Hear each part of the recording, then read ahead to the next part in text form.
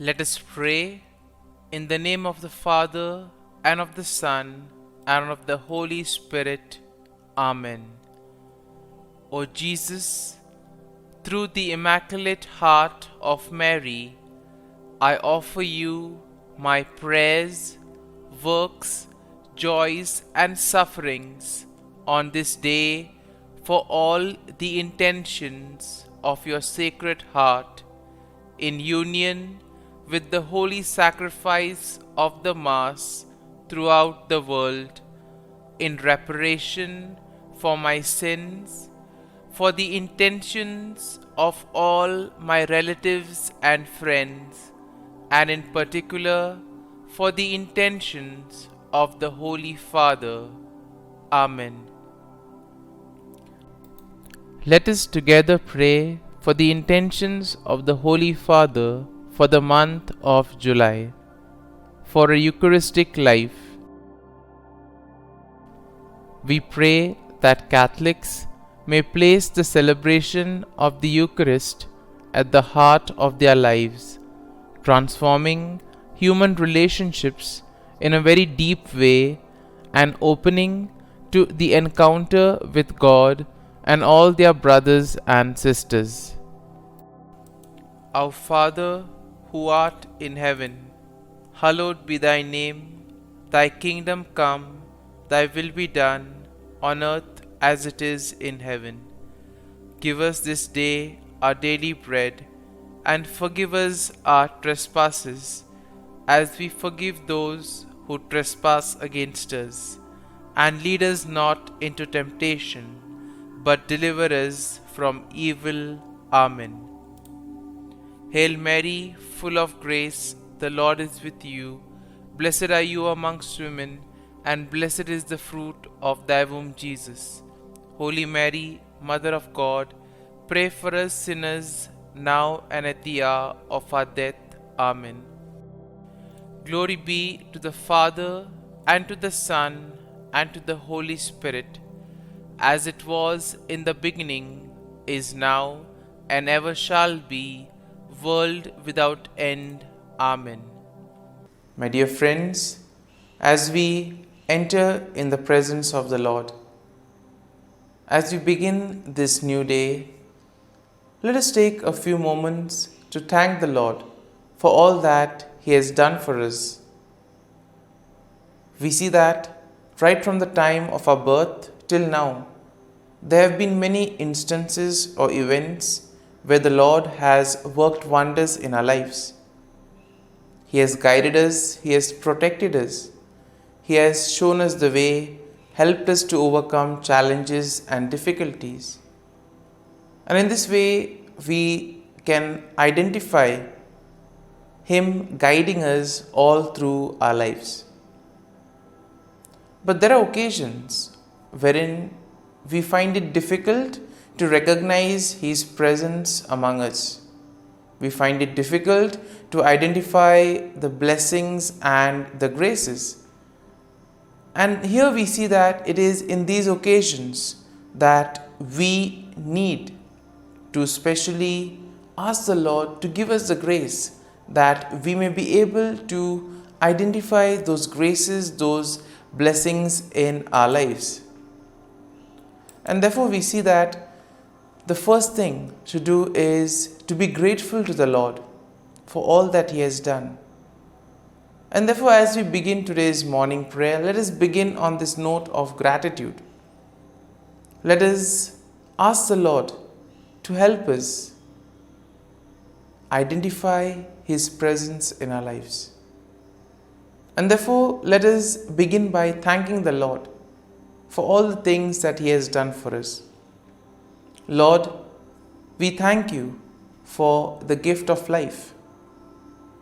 We thank You for giving us talents, opportunities, and various gifts that enable us to become better persons, and also that enable us to reach out to others and make a difference in the lives of others. Lord, we also want to thank You for the gift of our family members, friends, relatives, near and dear ones, and all those who play a very important role in our lives. We see that it is these people who have been instrumental in making us who we are. They are the ones who have devoted their time, energy and effort, and as a result of it, they have molded us and they have made us better individuals. So today, Lord, in a very special way, we ask you to bless all their endeavors and give them all the graces that they may require in life.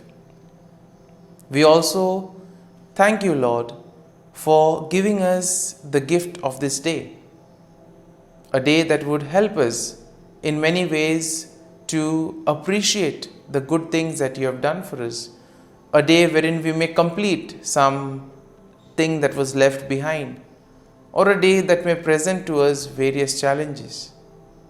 Whatever be the situation, Lord, we ask you to be with us and guide us. Allow us to be led by you. Lord, we also thank you for the opportunities, for the experiences that you have given us in life.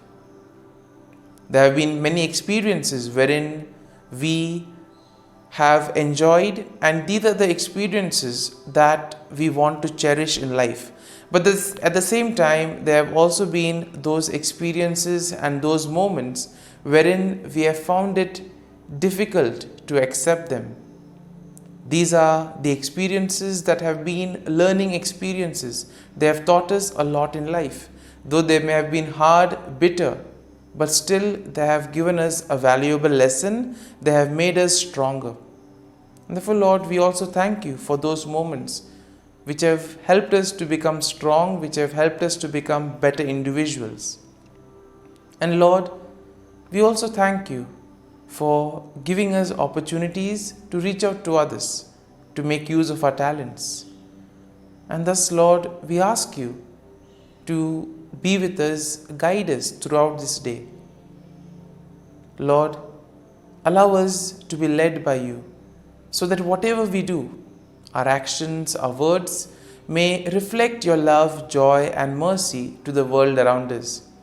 Help us to become your instruments, so that you may work in and through us. And therefore now, my dear friends, let us all close our eyes at this moment and let us praise the Lord that He has woken us up in this morning. We thank Him for the good health that He has given us, for the good night's rest. We thank Him for keeping us safe and sound, for protecting us from all danger, from all harm. He has kept us in His love, and at every moment we see that His gaze is upon us. He never abandons us. He is always there, guiding us, protecting us, showing us the right path. He loves us, and for all this, let us praise Him, let us thank Him, and let us glorify Him. Lord, as we offer you this day, we ask you that you be with us. Help us to make the right decisions. Help us to do the right things, so that we too may become worthy instruments, that we may be worthy workers in your vineyard. And therefore, my dear friends, let this day be a day of joy and blessings in the name of our Lord Jesus Christ. My dear friends, let us now reflect and meditate on Psalm 63. As usual, we shall have a general overview of the psalm, and then we shall take a look at the psalm in detail. And Psalm 63 is a psalm of David, expressing his deep longing and thirst for God's presence. And here we see that there is a longing to place unwavering trust in God's steadfast love. Therefore, it is believed to have been written by David when he was in the wilderness of Judah, especially during the time when he was fleeing from his enemies. And therefore, we see that the psalm can be divided into four main sections. Now, the first section is found in verses 1 to 2, which speaks of a fervent longing for God. Now the second section can be found in verses 3 to 8, and here is a description of God's steadfast love and His provisions. The third section, verses 9 to 11, will speak of a declaration that he needs to place his faith and trust in God. And finally, in verse 11, we have a vow to praise God. And therefore, when you have a general overview of Psalm 63, we see that it beautifully expresses David's deep longing for God, longing to be in God's presence and longing to put his whole faith and trust in God. And therefore we see that David here expresses his unwavering trust in God's steadfast love and protection. Now this psalm also serves as a reminder of the importance of seeing God earnestly, finding satisfaction in God and God alone, and most importantly, the need to praise God continually for all that He does for us in our lives. Now the psalm also inspires a genuine desire for intimate communion with God and a confident reliance on His faithfulness in the midst of trials and challenges. And now let us go into the details of the psalm. Now the first verse goes like this: O God, you are my God. Early will I seek you. My soul thirsts for you. My flesh longs for you, in a dry and thirsty land where there is no water. Quite an interesting way of beginning the psalm. Here we see that David begins with a heartfelt declaration of his relationship with God, and here he is trying to express his deep longing for God, comparing it to a thirst in a dry and weary land. And you can compare this to especially moments when you feel thirsty. You're in search of water, throat is dry, and there is this longing for water. Even the sight of water quenches. And therefore, the same thing can be applied to David's longing for God. And here we see that David's soul and flesh yearn for the presence of God, recognizing that it is only God who can satisfy his spiritual and physical needs. And therefore verse 2 goes like this: So I have looked for you in the sanctuary to see your power and your glory.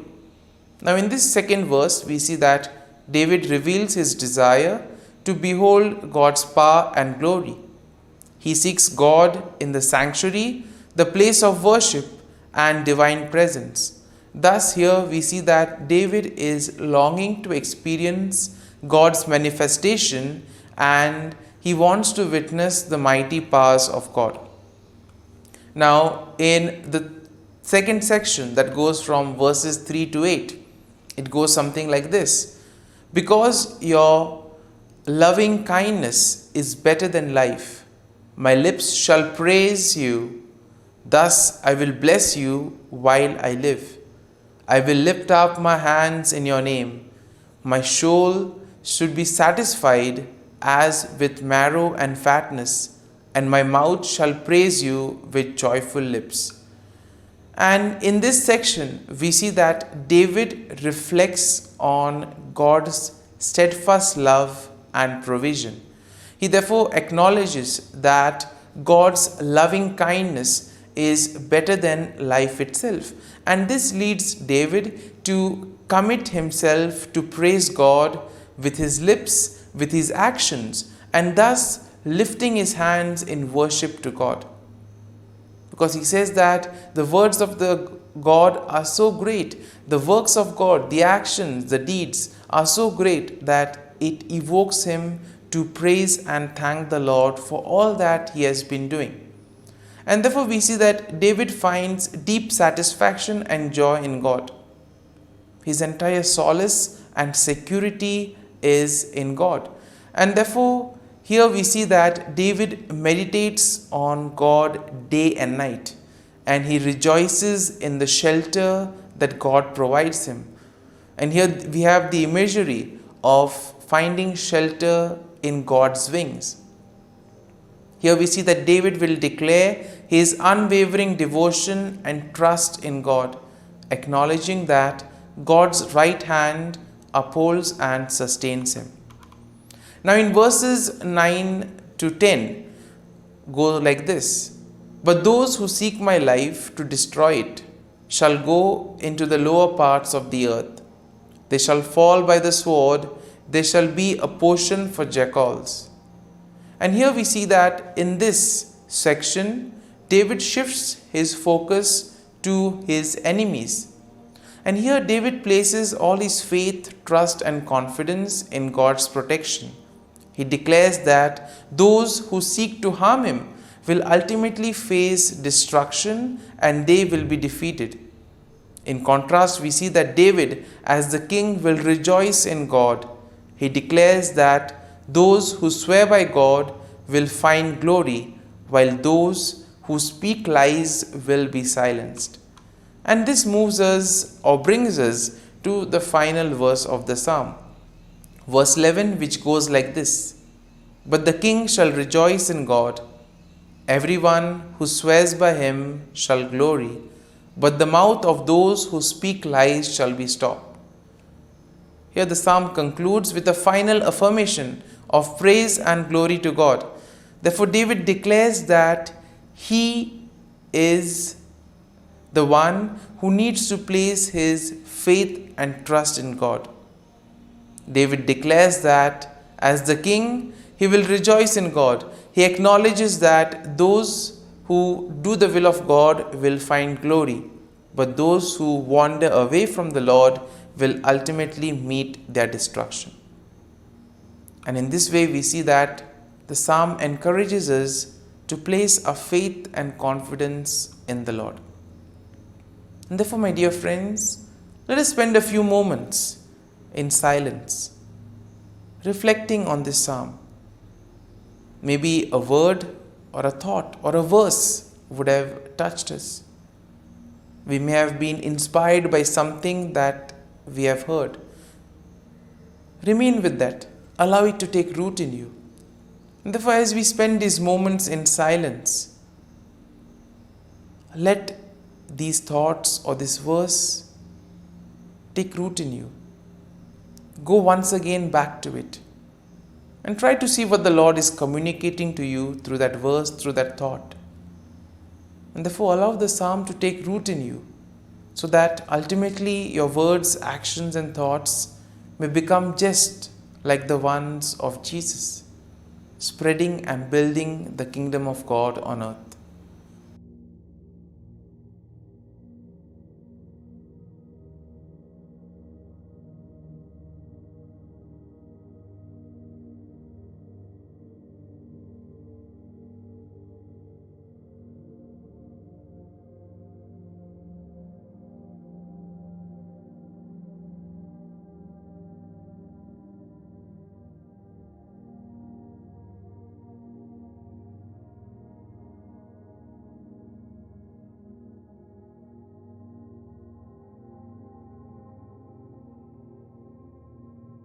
Prayer to Saint Michael the Archangel for protection.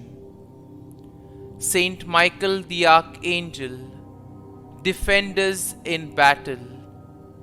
Be our defense against the wickedness and snares of the devil.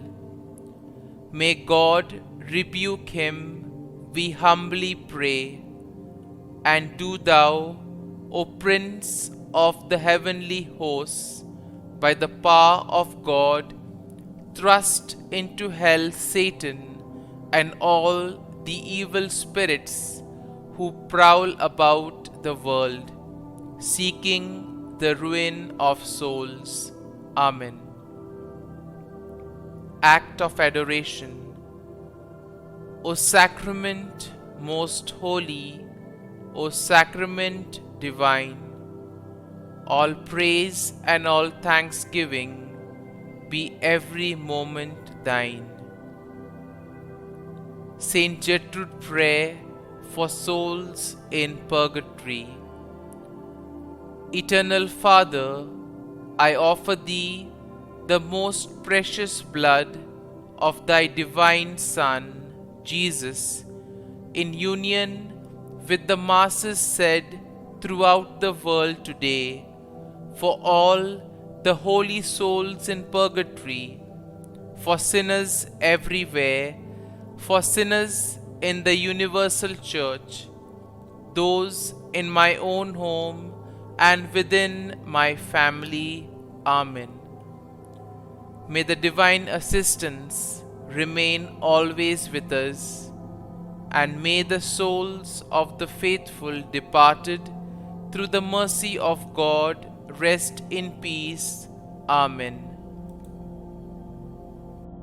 Glory be to the Father, and to the Son, and to the Holy Spirit, as it was in the beginning, is now, and ever shall be, world without end. Amen.